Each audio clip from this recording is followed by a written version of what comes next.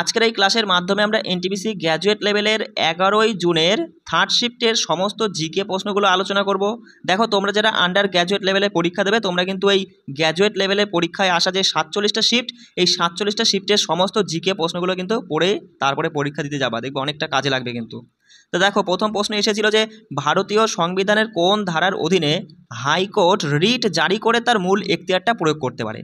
তা মাথায় রাখবা, 226 নং ধারার অধীনে হাইকোর্ট তার রিট জারি করে মূল এখতিয়ার প্রয়োগ করতে পারে। কত ধারায়? 226 নং ধারায়। বলছে দেখো যে 2025 সালের জানুয়ারিতে ভারত যে মহড়ায় অংশগ্রহণ করেছিল সেটা হচ্ছে লাপেরো। তা এই লাপেরো সম্পর্কে নিম্নলিখিত বিবৃতিগুলো বিবেচনা করুন। দেখো, প্রথম তথ্য বলছে যে ভারতীয় নৌবাহিনীর চতুর্থ সংস্করণে আইএনএস মুম্বাই একটি নির্দেশিত ক্ষেপণাস্ত্র ধ্বংসকারী জাহাজের সাথে অংশগ্রহণ করেছিল। এটা 1 নম্বর তথ্য, এটা কিন্তু সঠিক। চলে আসি দ্বিতীয় তথ্য। বলছে দেখো, আন্দামান ও নিকোবর দ্বীপপুঞ্জের কাছে ভারতীয় জলসীমায় এই মহড়াটা অনুষ্ঠিত হয়েছিল। এটা কিন্তু ঠিক নয়, ভারতীয় জলসীমায় কিন্তু এই মহড়াটা হয়নি লাপেরো, ঠিক আছে। দেখো, তারপরে বলছে যে ভারতের অংশগ্রহণ সামুদ্রিক সহযোগিতা বৃদ্ধির জন্য তারা সাগর দৃষ্টিভঙ্গির সাথে সামঞ্জস্যপূর্ণ ইন্ডো প্যাসিফিক, এই তথ্যটা ঠিক, ঠিক আছে। পরের তথ্যটা তাহলে আমরা দেখলাম 1 আর 3 ঠিক, ঠিক আছে। এখানে নাম্বারগুলো উঠে নিয়ে বুঝে নাও যে 1 2 3 4, ঠিক আছে। বলছে এটি একটি দ্বিপাক্ষিক নৌ মহড়া, এটা দ্বিপাক্ষিক নৌ মহড়া নয়, প্রথমেই বুঝতে পারছো। আর এটা ভারত ইন্ডোনেশিয়ার মধ্যে সাথে হয়নি এই মহড়াটা, মাথায় রাখবে। এটা কিন্তু তোমার হচ্ছে ফ্রান্স, তারপরে অস্ট্রেলিয়া, জাপান, ঠিক আছে, অনেকগুলো দেশ এই মহড়ায় অংশগ্রহণ করেছিল। অর্থাৎ তুমি এখানে বলবা দাদা সঠিক উত্তর হবে অপশান 1, শুধুমাত্র 1 আর 3 সত্য, 2 আর 4 ভুল। চলে আসি পরের প্রশ্নে। বলছে 1849 সালে প্রকাশিত মাইকেল মধুসূদন দত্তের কাব্যগ্রন্থের নাম কি, যেখানে পৃথ্বীরাজ চৌহানের গল্প বর্ণিত রয়েছে? তা সেটা হচ্ছে বন্দি মহিলা বা মাথায় রাখবা দ্য ক্যাপলিট লেডি, ঠিক আছে। এখানে লেখা নেই, সেটা আমি বলে দিলাম, দ্য ক্যাপলিট লেডি, যাকে বাংলায় বলা হয় বন্দি মহিলা। কার লেখা? মাইকেল মধুসূদন দত্তের লেখা। কত সালে? 1849 সালে। কার সম্পর্কে বর্ণিত আছে? পৃথ্বীরাজ চৌহানের গল্পই রয়েছে এই কাব্যে, ঠিক আছে। বলছে নিচের কোন নৃত্যধারা রাধা কৃষ্ণের প্রেম কাহিনীকে উপস্থাপন করে? সঙ্গে সঙ্গে বলে দেওয়া যে রাস লীলাটা হয়ে যাবে সঠিক উত্তর। বলছে ডিসেম্বর 2024 সালে কোন শিল্প কোম্পানিকে কর্মক্ষেত্রের জন্য দুর্দান্ত স্থান হিসেবে স্বীকৃতি দেওয়া হয়েছে? সেটা হচ্ছে সেল, বলে তো Steel Authority of India Limited. মাথায় রাখবে অপশান 1 আমাদের সঠিক উত্তর। বলছে এমএস ওয়ার্ড 365-এ কোন বৈশিষ্ট্যটি ব্যবহারকারীদের বিভিন্ন ফুলেট স্টাইল বা প্রতীক নির্বাচন করে এবং তাদের আকার এবং রং পরিবর্তন করে বুলেটযুক্ত তালিকা চেহারার কাস্টমাইজ করতে দেয়? সেটাকে বলা হয় বুলেট লাইব্রেরি। অপশান 3 আমাদের সঠিক উত্তর। বলছে বিশ্ব বাণিজ্য সংস্থার ক্ষেত্রে নিচের কোনটি সঠিক? তা 1 নম্বরে বলছে আন্তর্জাতিক বাণিজ্য সহজতর করার জন্য বিশ্ব বাণিজ্য সংস্থার চুক্তিগুলো পণ্য এবং পরিষেবার বাণিজ্যের সাথে অন্তর্ভুক্ত করা হয়। এই তথ্যটা কি সঠিক? মাথায় রাখবে, এটা কিন্তু সঠিক তথ্য। 2 নম্বর বলছে এর লক্ষ্য হলো শুল্কের পাশাপাশি অশুল্ক বাধা দূর করা এবং সমস্ত সদস্য দেশকে বৃহত্তর বাজারে প্রবেশাধিকার প্রদান করা। এটাও কিন্তু সঠিক, ঠিক আছে। 3 নম্বর বলছে দেখো যে ভারত আমদানির উপর পরিমাণগত বা বিধিনিষেধ আরোপ এবং শুল্ক হার হ্রাস করে বিশ্ব বাণিজ্য সংস্থায় প্রদত্ত বাণিজ্য উদারীকরণের প্রতি তার প্রতিশ্রুতি রক্ষা করেছিল। এটা কিন্তু সঠিক নয়, শুধুমাত্র 1 আর 2 সত্য। মাথায় রাখবে অপশান 1, এখানেই সঠিক উত্তর হচ্ছে যে 1 এবং 2 সত্য, 3-এরটা সত্য নয়। বলছে উত্তরাখণ্ডে পাওয়া নিম্নলিখিত বনবাসকারী উপজাতিগুলির মধ্যে কোনটি মৌসুমি অভিবাসন এবং বনভিত্তিক গবাদি পশুপালনের জন্য পরিচিত? তা সেটা হচ্ছে ভ্যান গুজ্জর। অপশান 4 আমাদের সঠিক উত্তর। বলছে কৃষি উন্নয়নের জন্য মোহাম্মদ তুগলক কর্তৃক খোলা নতুন বিভাগের নামটা কী ছিল? তা সেটা ছিল দেওয়ান-ই-কোহি। মাথায় রাখবে, কৃষি উন্নয়নের জন্য মোহাম্মদ তুগলক কর্তৃক খোলা নতুন যে বিভাগটা তিনি যেটা খুলেছেন তার নাম হচ্ছে দেওয়ান-ই-কোহি। 2025 সালের এশিয়ান অনূর্ধ্ব 18 অ্যাথলেটিক্স চ্যাম্পিয়নশিপে ছেলেদের শটপুট ইভেন্টে নিশ্চয়ের কৃতিত্ব কী ছিল? তা সেখানে ছেলেরা কি করেছিল? ওই তোমার হচ্ছে 19.59 মিটার আর কি নিক্ষেপ করে রৌপ্য পদক জিতেছিল। মানে এখানে অপশান 3 হয়ে যাচ্ছে সঠিক উত্তর। বলছে দেখো পরের প্রশ্ন যে 2024 সালে চালু হওয়া এনপিএস বাৎসল্য প্রকল্পের প্রাথমিক উদ্দেশ্য কি? মাথায় রাখবে যে শুধুমাত্র নাবালকদের জন্য একটি সঞ্চয় কাম পেনশন পরিকল্পনার অফার করা। অপশান 1 আমাদের সঠিক উত্তর হয়ে যাচ্ছে। বলছে এসডিজি, দেখো এসডিজির ভারত সূচক 2023-24-এ কেন্দ্রশাসিত অঞ্চলগুলি দ্বারা অর্জিত যৌগিক স্কোরের পরিসর কত ছিল? মাথায় রাখবা 65 থেকে 77, অপশান 4 এখানে সঠিক উত্তর। বলছে বিশ্বব্যাপী অর্থনৈতিক অনিশ্চয়তা প্রক্রিয়ায় 2025 সালের এপ্রিল মাসে ভারতীয় রিজার্ভ ব্যাংক তার মুদ্রানীতির অবস্থান পরিবর্তন করে। তা আরবিআই কর্তৃক গৃহীত নতুন অবস্থান কী ছিল? সেটা হচ্ছে সহনশীল। কি বললাম? সহনশীল, অপশান 3 আমাদের সঠিক উত্তর। বলছে সরকারের অবকাঠামোগত উন্নয়নের কারণে অর্থ বছর 2024-এর অর্থ বছরে আর কি সিমেন্ট উৎপাদনে কত শতাংশ বৃদ্ধির রেকর্ড করা হয়েছে? সেটা 7%, ঠিক আছে, অপশান 4 সঠিক উত্তর। বলছে বাজার সংস্কার কার্যকরভাবে বাস্তবায়নের জন্য নিম্নলিখিতদের মধ্যে কে একজন তোমার বলছে সুপারিনটেনডেন্ট নিযুক্ত করা হয়েছিল? ঠিক আছে, সুপারিনটেনডেন্ট, সরি একটু দেখে নাও বানানটা, সুপারিনটেনডেন্ট বা শাহনা ই মান্ডি, এই তথ্যটাও কিন্তু গুরুত্বপূর্ণ। শাহনা ই মান্ডি নিযুক্ত করেছিল তোমার হচ্ছে এর নিচে এই শাসকগুলোর মধ্যে কে? মাথায় রাখবা আলাউদ্দিন খলজি, অপশান 3 হয়ে যাচ্ছে সঠিক উত্তর। বলছে ভারতের কিছু অংশে দক্ষিণ পশ্চিম মৌসুমি বায়ুর সময় বৃষ্টিপাতের অস্থায়ী বন্ধ হওয়াটা সব থেকে ভালোভাবে ব্যাখ্যা করে নিচের কোন বিকল্পটা? মানে এই যে ভারতের কিছু অংশে দক্ষিণ পশ্চিম মৌসুমি বায়ুর বৃষ্টির জন্য মানে মৌসুমি বায়ুর কারণে বৃষ্টিপাত অস্থায়ীভাবে হট করে বন্ধ হয়ে যায়, সেটাকে বলা হয় বর্ষা বিরতি, অপশান 4 আমাদের সঠিক উত্তর। বলছে কোন ইন্ডিয়ান ইনস্টিটিউট অফ টেকনোলজির centre for ocean river atmosphere and land sciences তাদের গবেষণায় দেখেছে যে ভূপৃষ্ঠের ওজোন দূষণ ভারতের কৃষিক্ষেত্রকে প্রভাবিত করতে পারে? ঠিক আছে, তবে মোদ্দা কথা এটা কারা লক্ষ্য করেছে? এটা লক্ষ্য করেছে তোমার আইআইটি খড়গপুর, ঠিক আছে, অপশান 1 আমাদের সঠিক উত্তর।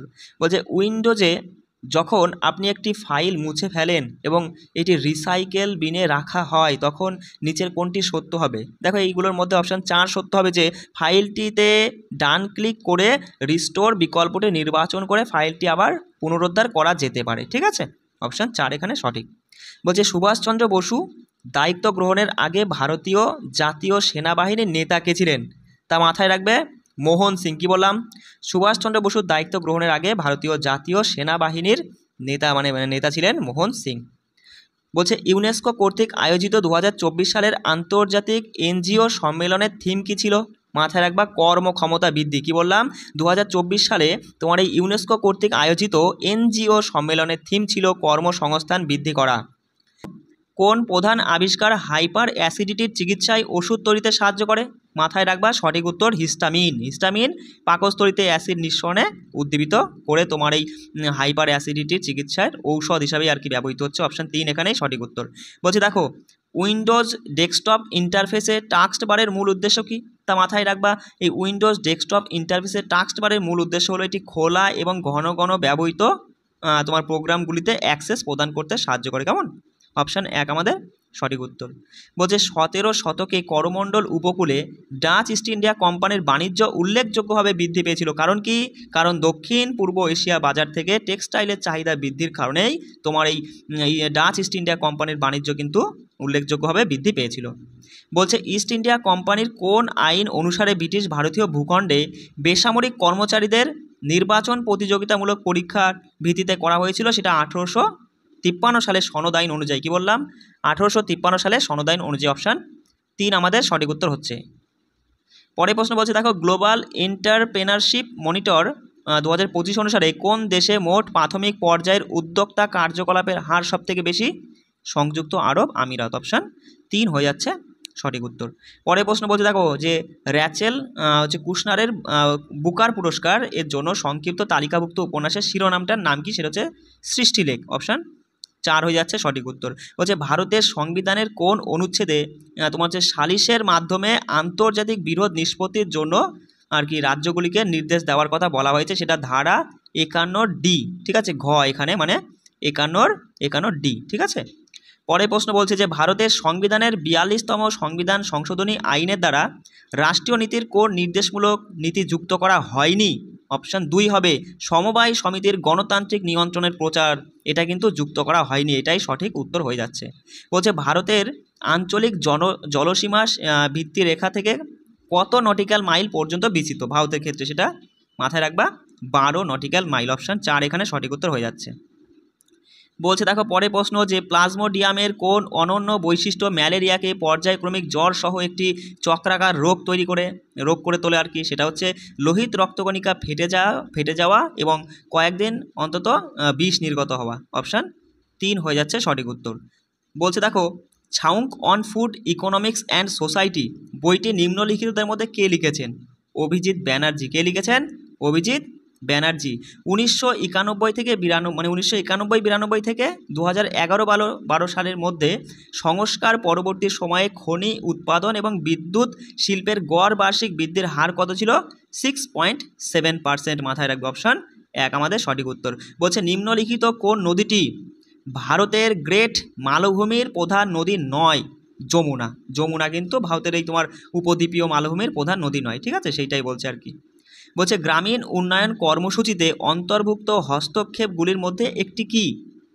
তো এটাই হচ্ছে সংযোগকারী গ্রামগুলিকে সড়ক আর কি যোগাযোগ প্রদান, ঠিক আছে। অপশান 3 হয়ে যাচ্ছে সঠিক উত্তর। পরের প্রশ্ন দেখো 2025 সালে তোমার বিক্রম 3201 এবং কল্পনা 3201 উন্নয়ন কোন উদ্যোগের সাথে সামঞ্জস্যপূর্ণ? সেটা হচ্ছে মেক ইন ইন্ডিয়া প্রচারণা, ঠিক আছে, মেক ইন ইন্ডিয়া প্রচারণা, মেক ইন ইন্ডিয়ার সঙ্গে যুক্ত তোমার এটা। অপশান 2 এখানে সঠিক উত্তর। পরের প্রশ্ন বলছে MS Excel 365-এ দ্রুত কোনো ওয়ার্কবুক সংরক্ষণ করতে তুমি কোন শর্টকাটটা ব্যবহার করবে? সেটা হচ্ছে Ctrl+S ব্যবহার করবে। বলছে ব্রিটিশ নীলকরদের বিরুদ্ধে তোমার বারাসাত বিদ্রোহ নামে পরিচিত একটি সক্রিয় অসহযোগ আন্দোলনের নেতৃত্ব কে দিয়েছিলেন? তা তিনি হচ্ছেন তিতুমির নেতৃত্ব দিয়েছিল এই বারাসাত বিদ্রোহের, মাথায় রাখবা, ঠিক আছে। বলছে কম্পিউটার মেমোরির ক্ষেত্রে র্যাম রমের সম্পর্কে কোন বিবৃতিটি সঠিক? তাই এখানে অপশান দেখলে তুমি বলবা দাদা অপশান 4 হয়ে যাচ্ছে সঠিক উত্তর, যেখানে র্যাম কি করছে? র্যাম অস্থায়ীভাবে সক্রিয় প্রোগ্রামগুলির জন্য ডেটা সঞ্চয় করে, আর অন্যদিকে রম হচ্ছে স্থায়ীভাবে তোমার হচ্ছে ফার্মওয়ার্ক সংরক্ষণ করে রাখে, ঠিক আছে। চলো পরের প্রশ্নটা দেখো কি এসেছিল যে 99তম সংবিধান সংশোধনী বাতিলের সাথে সুপ্রিম কোর্টের কোন মামলাটি জড়িত? তো সেটা হচ্ছে supreme court advocate on record association মামলা 2015। এই ছিল তোমাদের হচ্ছে এটা হচ্ছে কতই 11ই জুনের থার্ড শিফটের আসা সমস্ত জিকে প্রশ্নগুলো একটু আলোচনা করে নিলাম। এবার টেলিগ্রাম থেকে পিডিএফগুলো তুলে কিন্তু তোমরা আরও 2-3 বার করে রিভিশন করে দেখো। এই 47টা শিফটের সমস্ত তথ্যগুলো যদি তুমি জিকে প্রশ্নগুলো যদি পড়ে যাও, মোটামুটি একদম সেম টু সেম প্রশ্ন অন্তত কমপক্ষে 6 থেকে 7টা তুমি কিন্তু হুবহু কমন পাবে। এবার কোনো প্রশ্নটা একটু হয়তো ঘুরিয়ে ফুরিয়ে দিতে পারে, বিষয়টা বুঝতে পারলে, কিন্তু 6 থেকে 7টা প্রশ্ন তুমি কমন পাবে। আর তারপরে দেখো আমি তোমাদের একটা পার্সোনালি একটা টেলিগ্রাম মানে তোমাদের একটা সাজেশন ব্যাচ করে দিয়েছি 25 দিনের, যেখানে কিন্তু এই যে 47টা শিফটে যে ধরনের জিকেগুলো তুলছে, যেমন অর্থ বছর থেকে ওরা কিন্তু প্রশ্ন তুলছে, তাই না?